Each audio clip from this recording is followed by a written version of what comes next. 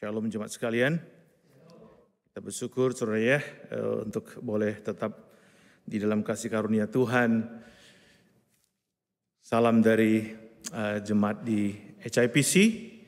Ya, di dalam kasih karunia Tuhan juga sama seperti Bapak Ibu saudara sekalian, kami saat ini mengadakan ibadah online.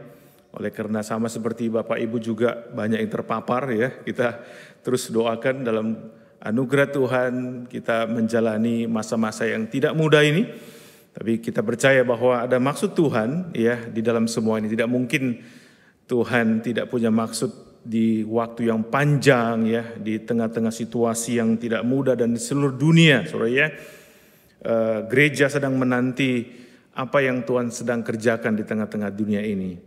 Mari saudara, sebelum kita merenungkan, membaca bagian firman Tuhan, saya mengajak kita berdoa bersama-sama. Tuhan, kami bersyukur karena Engkaulah yang memimpin kami, menyertai kami sampai saat ini ya Bapa. Kalau kami ada, kalau kami hidup, kalau kami bisa memasuki di tahun 2022 ini, Tuhan adalah karena anugerah-Mu.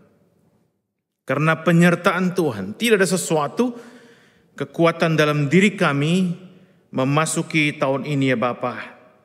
Dan kami percaya bahwa pada waktu Tuhan percayakan kami masuki tahun ini, Tuhan memberikan kami iman, perlengkapan-perlengkapan rohani, dan kami mohon di tengah-tengah situasi keadaan yang tidak mudah ini, Tuhan topanglah kami, Tuhan kuatkan kami, terlebih dengan firman Tuhan yang hidup, firman Tuhan yang nyata, yang tiap-tiap hari mendampingi kami, mengajar kami, menasihati kami, menegur kami, membawa kami kembali kepadamu.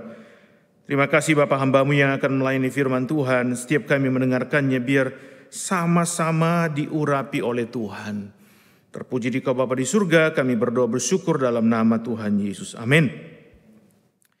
Saudara sekalian, mari kita membuka dari Bilangan. Kitab Bilangan, saudara ya, pasal 13. Bilangan pasal 13, kita membaca saudara ayat 25 sampai ayat 14, pasal 14 ayat yang ke-5, saudara ya.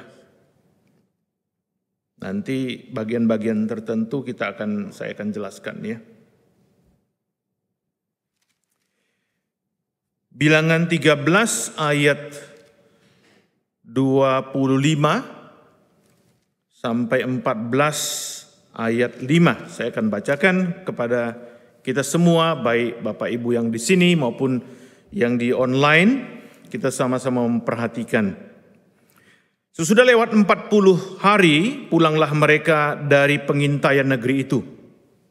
Dan langsung datang kepada Musa, Harun, dan segenap umat Israel di Kadesh, di padang gurun Paran. Mereka membawa pulang kabar kepada keduanya dan kepada segenap umat itu, dan memperlihatkan kepada sekaliannya hasil negeri itu. Mereka menceritakan kepadanya, kami sudah masuk ke negeri kemana kau suruh kami, dan memang negeri itu berlimpah-limpah susu dan madunya, dan inilah hasilnya.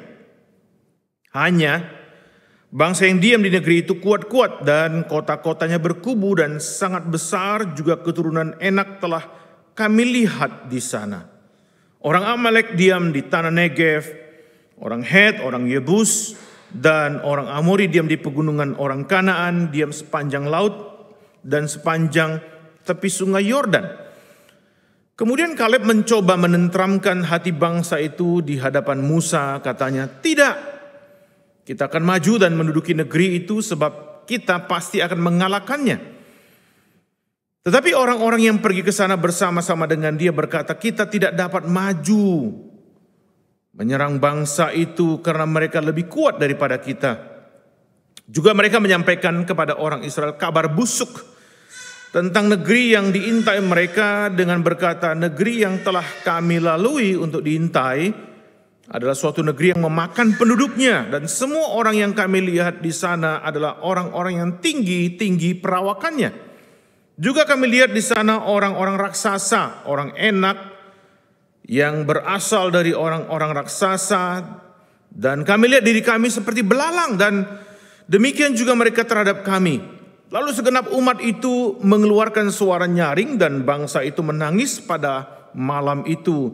Bersungut-sungutlah semua orang Israel kepada Musa dan Harun, dan segenap umat itu berkata kepada mereka, sekiranya kami mati di tanah Mesir atau di padang gurun ini. Mengapakah Tuhan membawa kami ke negeri ini supaya kami tewas oleh pedang dan istri serta anak-anak kami menjadi tawanan? Bukankah lebih baik kami pulang ke Mesir?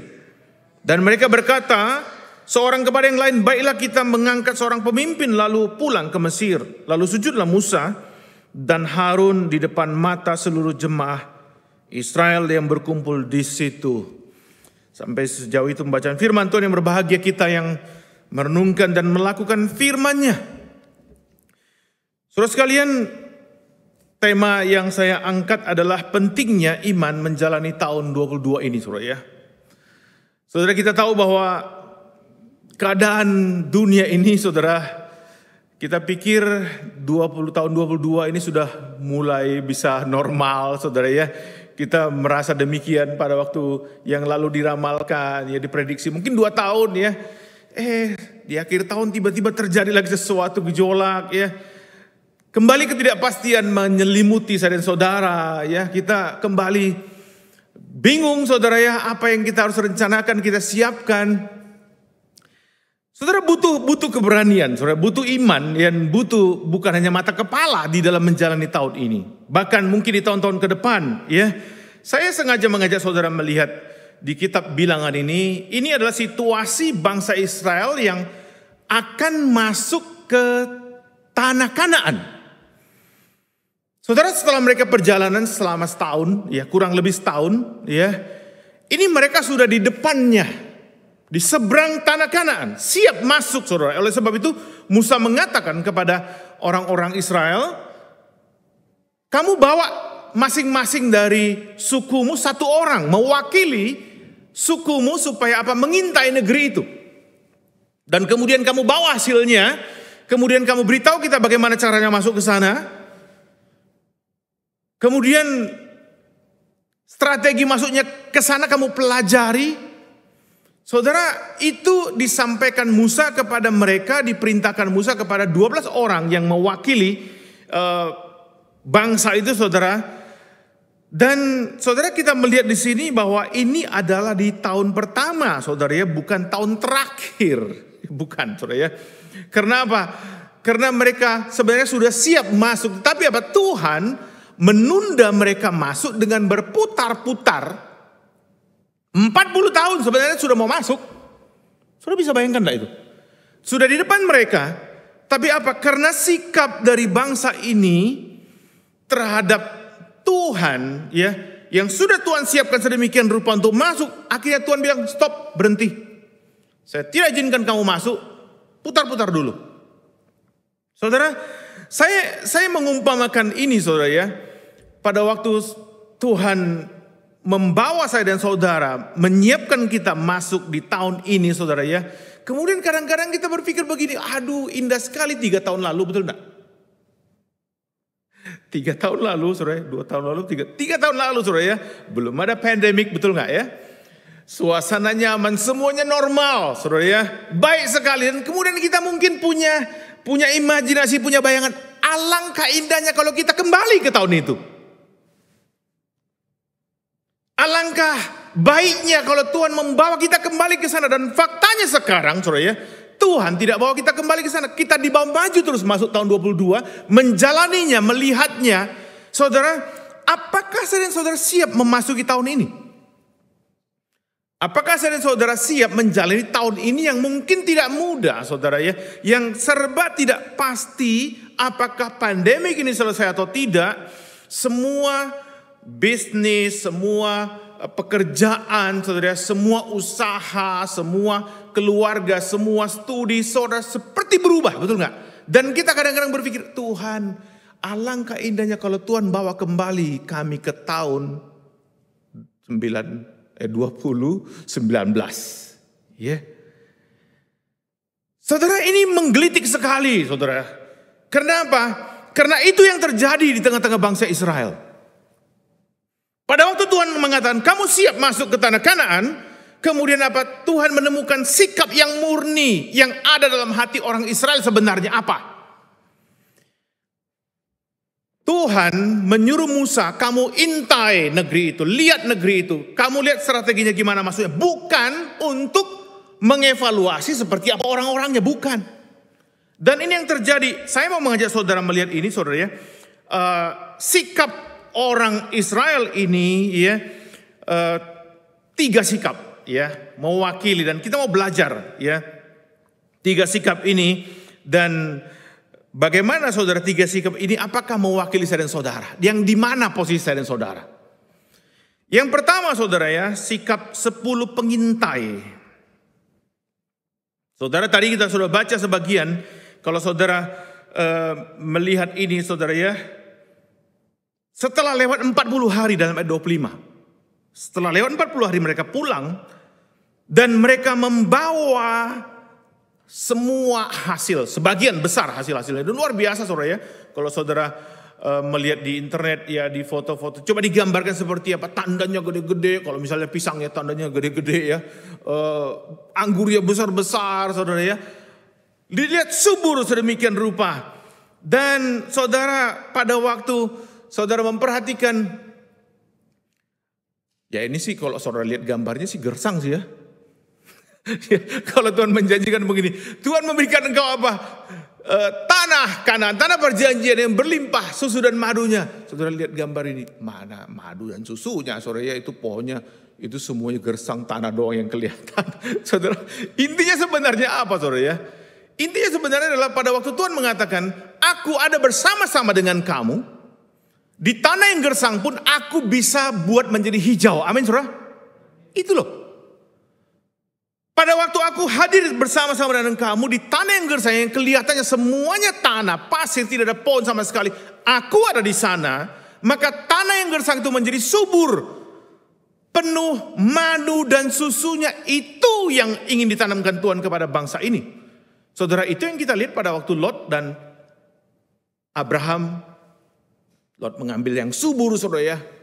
Ternyata yang petaka di sana terjadi, Sodom Gomora. Tapi Abraham dia mengambil sisanya saudara dari ambil Lot. Tapi apa? Di iman Abraham adalah pada waktu Tuhan bersama-sama dengan saya, yang kelihatan gersang menjadi subur. Amin saudara. Ini yang kita mau belajar.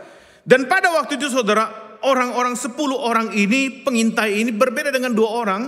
10 ini apa datang mengatakan, oh iya kami melihat luar biasa.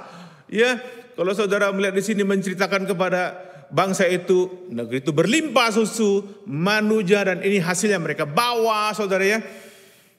Dan saudara melihat di sana ada tantangannya. Apa di situ tantangannya? Bangsa itu kuat-kuat, kota-kotanya berkubu dan sangat besar. Itu benar nggak? Betul. Ya, itu benar sekali. Apa yang dilaporkan sama 10 spies ini, kuat-kuat, raksasa di sana, berkubu di sana, iya. Saudara, tetapi saudara, mereka hanya melihat dengan mata fisiknya, memasuki tanah Kanaan. Saudara, ini yang saya mau ngajak saudara. Saudara memasuki tahun 22 ini, menjalaninya sampai mengakhirinya dengan mata fisik saudara sematakah? Omikron, ya Omikron. Mungkin nggak tahu nanti muncul apa lagi. Yang kemarin ada di Perancis katanya apa? Ihu ya. Saudara, banyak sekali ya varian-varian. Kalau saudara melihat hanya dengan mata kepala fisik, betapa apatis ya hidup ini, betul enggak? Betapa pesimisnya kita melihat hidup. Kenapa? Karena kita ini nggak bisa ngapa-ngapain saudara ya. Dan orang ini benar, mereka mengatakan fakta. Raksasa, kuat-kuat, kota berkubu, iya. Tetapi saudara, kalau saya dan saudara hanya melihat fakta, tidak melihat dengan iman, membuang iman dalam hidupmu saudara ya, yang terjadi apa? Seperti orang Israel ini 10 pengintai ini yang ditambah-tambahkan apa? Kabar busuk.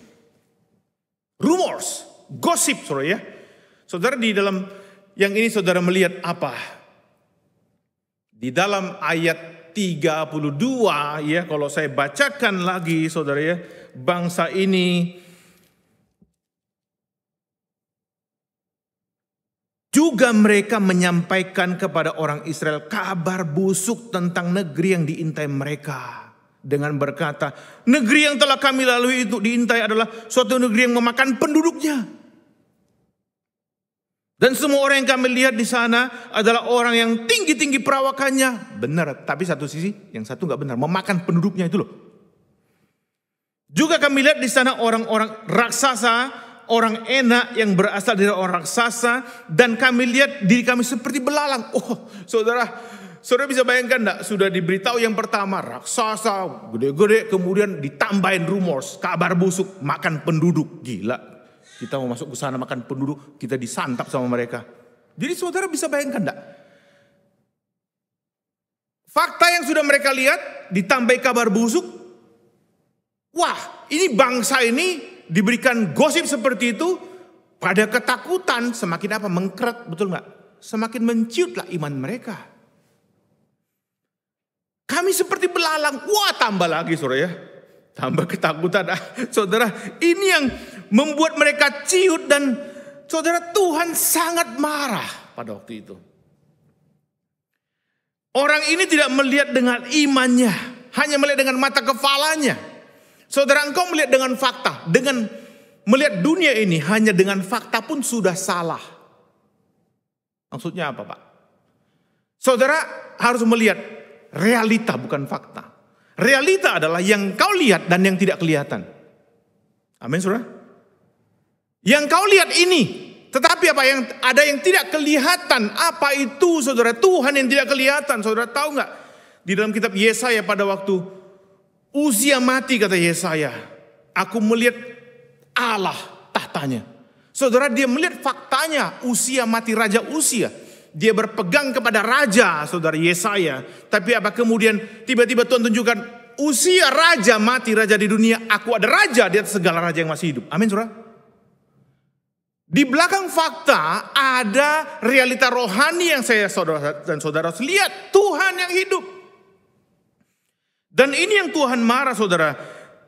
Efek daripada gosip itu yang mengerikan. Apa efeknya? Ayat pasal 14 ayat 1. Setelah mereka mendengar semua gosip, rumor, saudara, ditambah-tambahin, dibumbu-bumbuin. Ayat 1 mengatakan, lalu segenap umat itu mengeluarkan suara nyaring dan bangsa itu menangis pada malam itu. Saudara, bangsa itu menangis dengan suara nyaring. Menangis kepada Tuhankah? Menangis dengan diri sendirikah? Kita nggak jelas di sini, saudara. Tapi mereka menangis dengan suara nyaring. Saudara, apa yang saudara dan saya tangisi? Saudara, saya mau menanyakan kepada saudara, apakah tangisan ini, tangisan bangsa Israel ini membuat hati Tuhan sedih apa enggak? Saudara jangan pernah berpikir bahwa apa, semua tangisan saya dan saudara adalah menyedihkan hati Tuhan. Tidak, saudara ya. Dan di sini mereka menangis. Mereka pikir mereka menyedihkan hati Tuhan. Mereka membuat Tuhan itu berduka sama seperti mereka yang keras kepala. Tapi tidak, saudara, di bagian ini jelas banget dikatakan apa? Mereka menangis dan Tuhan itu marah dengan tangisan mereka. Tidak semua tangisan saya dan saudara itu menyedihkan hati Tuhan. Ini yang kita perlu hati-hati. Apa yang saya dan saudara tangisi saat ini di depan Tuhan? Saudara, selain mereka menangis dan membuat Tuhan marah apa? Mereka bersungut-sungut. Mereka bersungut-sungut. Semua orang Israel kepada Musa dan Harun dan segenap umat itu berkata kepada mereka, sekiranya kami mati di tanah Mesir atau di padang gurun ini, saudara. Mereka bersungut-sungut, mereka bilang, sekiranya kami mati. Saudara bisa membayangkan enggak ini? Sikap seperti apa ini sebenarnya? Ini menghina Tuhan, saudara ya. Tuhan sudah bawa mereka keluar dari Mesir. Tuhan sudah pimpin mereka keluar mengalami kemenangan yang begitu banyak. Kemudian tiba-tiba saudara, mereka mengatakan sama Musa, kami tidak percaya kepada Tuhan itu. Walaupun Tuhan sanggup untuk membawa kami masuk ke sana, kami tidak mau masuk. Ini betul-betul bebal, saudara ya, betul-betul menjengkelkan dan menghina Tuhan, menista Tuhan. Itu sebabnya apa? Di dalam ayat 11 Tuhan marah sekali dan Tuhan mengatakan begini. Tuhan berfirman kepada Musa, berapa lama lagi bangsa ini menista aku, menghina aku.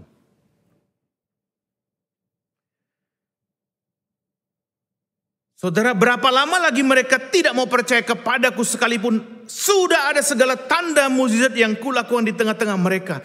Saudara, tangisan mereka sama sekali tidak membuat Tuhan sedih, malah menghina Tuhan. Saudara, ini yang kita melihat Tuhan membuat marah. Membuat marah Tuhan, membuat Tuhan murka sedemikian rupa, saudara ya. Dan kita melihat di bagian ini, saudara ya, dikatakan di sini, sekiranya kami mati di tanah Mesir atau di padang gurun ini, saudara ya. Dan Tuhan mengatakan apa? Tuhan mengatakan di dalam pasal 14 itu, saudara ya, Tuhan mengabulkan permintaan mereka.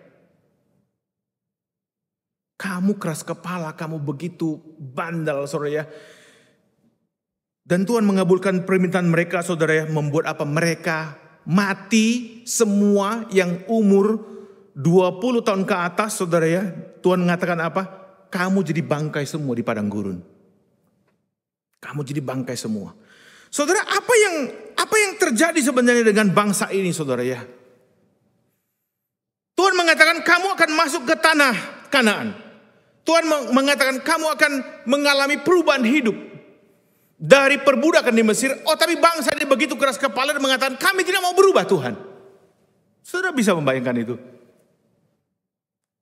Tuhan mengatakan kamu akan keluar dari perbudakan Mesir, kamu keluar masuk ke tanah perjanjian, aku siapkan kamu ke tempat yang lebih indah, yang memang sekarang belum kamu lihat.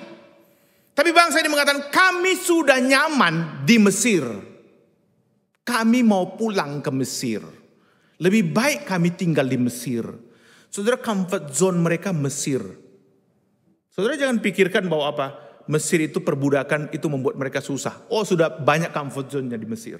Mereka selalu apa? Berpikir Mesir untuk pulang ke Mesir. Saudara, Tuhan marah kenapa mereka tidak mau terjadi perubahan. Sekarang yang saya sedang pikirkan sama saya dan saudara adalah pada waktu Tuhan mengatakan setelah kita memasuki tahun 2022, saudara ya, menjalani ini dengan segala perubahan yang Tuhan bikin, saudara ya, selama 2 tahun, apa sebenarnya yang Tuhan sedang buat di tengah-tengah dunia ini, saudara ya? Di tengah-tengah gerejanya, di tengah-tengah bangsa ini, di tengah-tengah pribadi saya dan saudara, tidak mungkin Tuhan tidak punya maksud, tidak mungkin. 2 tahun sudah Tuhan berbicara, saudara, melalui apa? Melalui pandemik ini terhadap apa? Terhadap gereja, terhadap saya dan saudara, terhadap dunia, terhadap bangsa-bangsa. Tuhan pasti punya maksud. Kamu jangan berpikir lagi kembali kepada tahun 2019. Sekarang aku sudah bawa kamu masuk ke tahun 2022. Apa yang aku sedang siapkan, kamu siapkan baik-baik. Kamu cari dengar suaraku. Yang paling indah adalah bagaimana saya dan saudara menerima perubahan ini.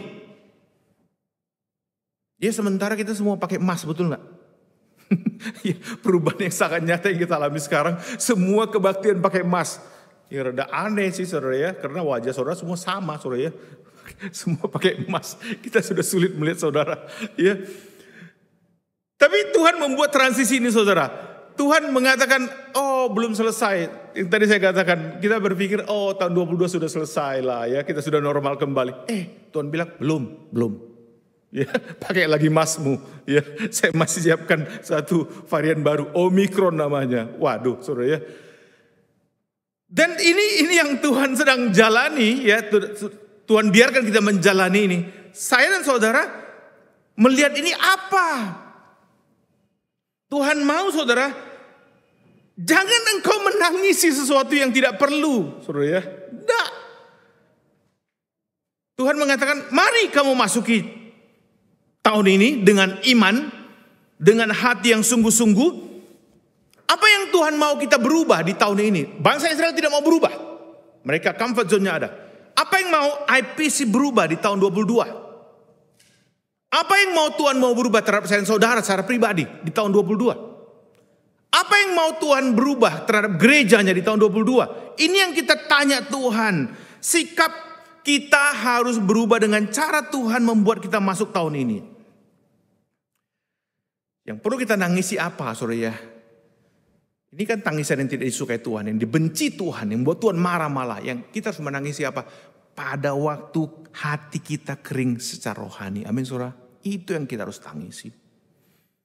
Pada waktu kita tidak setia pergi beribadah ke gereja. Itu yang kita harus tangisi. Pada waktu anak-anak kita, keluarga kita tidak lagi mau datang kepada Tuhan. Itu yang harus kita tangisi. Pada waktu gerejanya tidak bisa menjalankan kehendak Tuhan, itu yang kita harus tangisi.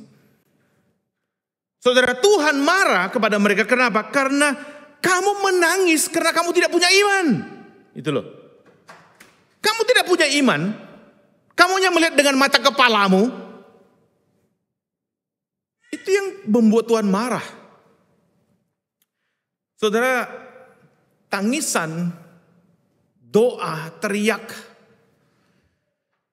saya dan saudara, kalaupun Tuhan belum jawab, saudara ya, itu Tuhan tampung di sorga. Itu tangisan yang benar. Kalau saudara memperhatikan di Wahyu 5 ayat 8, ya, doa-doa orang-orang kudus itu ditaruh di cawan emas. Amin, saudara. Apa yang sedang saudara doakan, yang sedang saudara tangisi? Mungkin Tuhan belum jawab, saudara ya. Ya mungkin Tuhan belum jawab, tapi apa? Tuhan akan curahkan satu waktu pada waktu Tuhan menjawabnya. Tuhan taruh di cawan emas. Doa saya dan saudara, tangisan saya dan saudara pada waktu Tuhan berkenan, ditaruh Tuhan di cawan emasnya. Amin saudara. Tidak pernah sia-sia. Tapi kalau tangisan saya dan saudara tidak berkenan kepada Tuhan, malah membuat Tuhan marah, menjadi murka. Tuhan mengatakan apa? Kamu mati semua. Saudara, sikap yang kedua apa? Yang kedua diwakilkan oleh Yosua dan Kaleb. Saudara, luar biasa. Sikap Yosua dan Kaleb ini sungguh luar biasa. Kalau saya ngomong luar biasa, kurang seru. Luar biasa, saudara. Luar biasa ya. Kenapa? Mengkontraskan diri mereka dengan majority, saudara, dengan 10 orang itu. Pada waktu orang-orang ini, saudara, memberikan kabar busuk, saudara, sesuatu yang membuat umat ini takut ciut.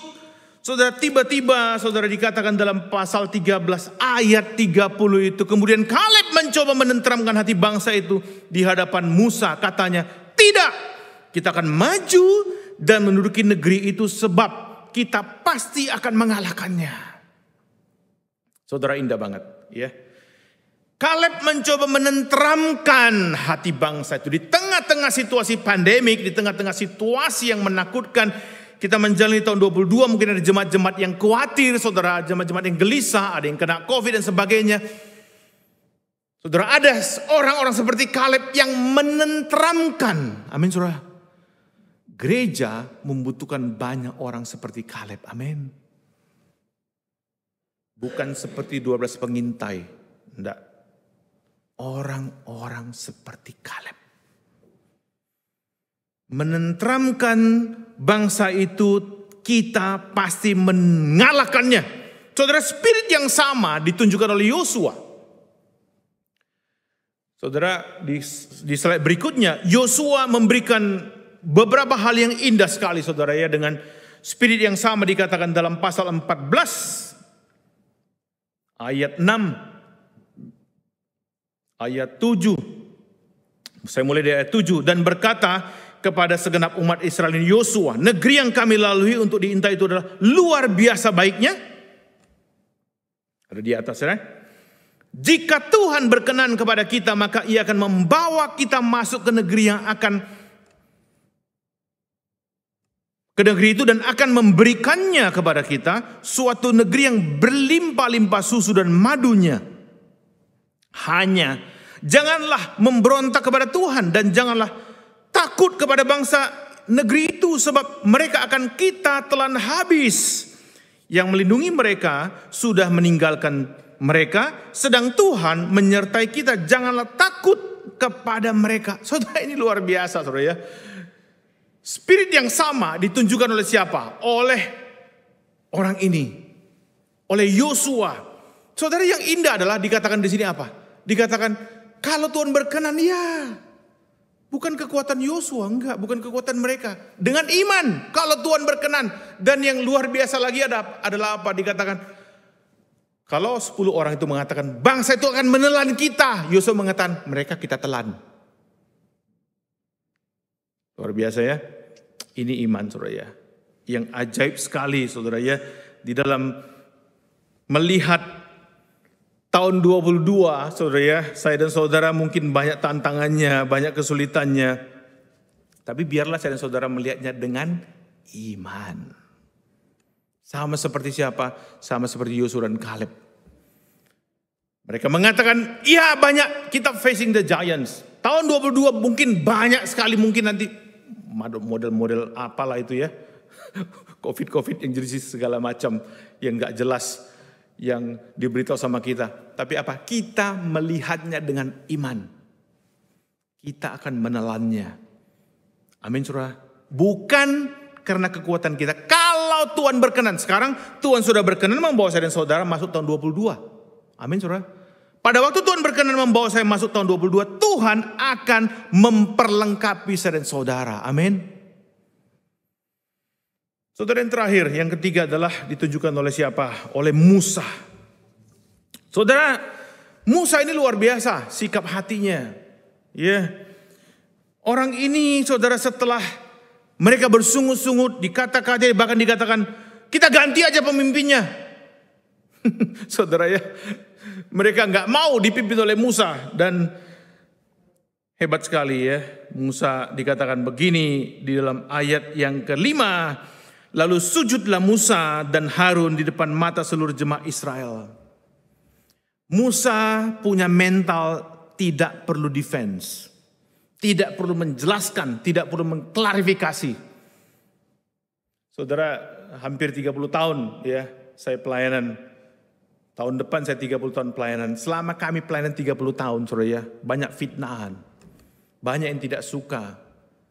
Kadang-kadang kami digoda sama ada majelis, sama rekan-rekan kerja mengatakan, Pak, kenapa nggak bela diri? Kenapa nggak sampaikan, saudara, defense? Saudara, tahu nggak? Kayaknya di hamba Tuhan itu ada satu klausul aksioma yang berlaku seperti Musa. Jangan pernah defense, jangan pernah klarifikasi, jangan pernah klarifikasi. Walau hanya mengklarifikasi, no, Tuhan bisa mendefense kamu. Tuhan bisa mengklarifikasi kamu. Tuhan bisa menyatakan kebenarannya. Amin, saudara? Iya. Itu yang dilihat Musa pada waktu apa? Dia memberikan komentarnya tentang orang-orang ini bersujud, saudara. Bahkan apa dikatakan berdoa untuk apa? Orang yang menghina, orang yang memfitnah, berdoa. Ini sama seperti doa Yesus. Ampunilah mereka menganiaya kamu. Berdoalah mereka bagi mereka menganiaya kamu. Itu yang terjadi dengan Musa. Dan apa indah sekali Musa apa? Berdoa supaya apa? Mereka tidak dihabisin sama Tuhan. Mereka tidak dikutuk sama Tuhan. Saudara, di mata Musa apa sih? Di mata Musa Tuhan itu selalu memberikan the second chance. Amin, saudara. Tuhan mengatakan, engkau adalah Allah yang berlimpah kasih setia, panjang sabar, penuh pengampunan. Dan ini yang diketahui Tuhan, Allah bangsa Israel. Dan ini yang kita tahu Allah kita. Amin, saudara. Pada waktu bangsa ini gagal, Tuhan ampunilah mereka. Tuhan mengampuni mereka. Iya, tidak langsung dimatikan pada waktu itu. Tapi apa? 40 tahun muter-muter. Saudara jangan pernah lupa Galatia 6 ayat 7. Apa yang ditabur orang pasti akan dituai. Saudara mungkin dan saya tidak masuk neraka karena kita sudah percaya kepada Yesus. Amin, saudara. Tapi apa yang kita lakukan yang berdosa, yang menista Tuhan, yang hidup fasik, hidup tidak dalam kebenaran, Tuhan pasti akan hukuman dalam dunia ini. Kita nggak tahu hukumannya apa. Saya tidak mengatakan dari mimbar ini bahwa semua sakit penyakit, semua masalah yang saudara hadapi karena dosamu. Tidak, saudara, ya, itu bukan pengajaran mimbar ini. Tapi apa? Seringkali pada waktu kita dihukum Tuhan, pada waktu kita mengalami sakit penyakit, pada waktu kita mengalami pergumulan, membawa saya dan saudara mengevaluasi hati. Amin, saudara. Apakah Tuhan jalan saya benar atau salah? Saudara, Musa melihat Tuhan membawa mereka masuk ke tanah Kanaan adalah Allah yang memberikan second chance. 3 hal bisa dimunculin kesimpulan saya. 3 tipe orang ini, ya. Yang pertama, saudara, ya, 10 pengintai, kita tidak mau tiru orang ini. Amin, saudara. Ya, ini kita buang jauh-jauh.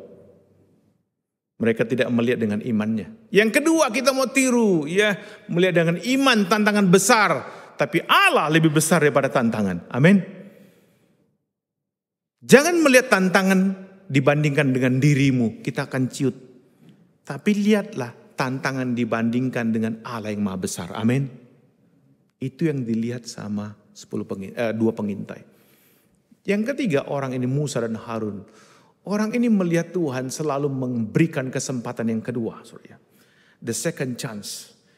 Tuhan itu panjang sabar, penuh belas kasihan. Kalau Tuhan memberikan kita masuk tahun 22, mungkin kita gagal tahun yang lalu, betul? Mungkin kita banyak masalah pergumulan tahun yang lalu, bahkan mungkin di tahun 22 pun kita akan gagal.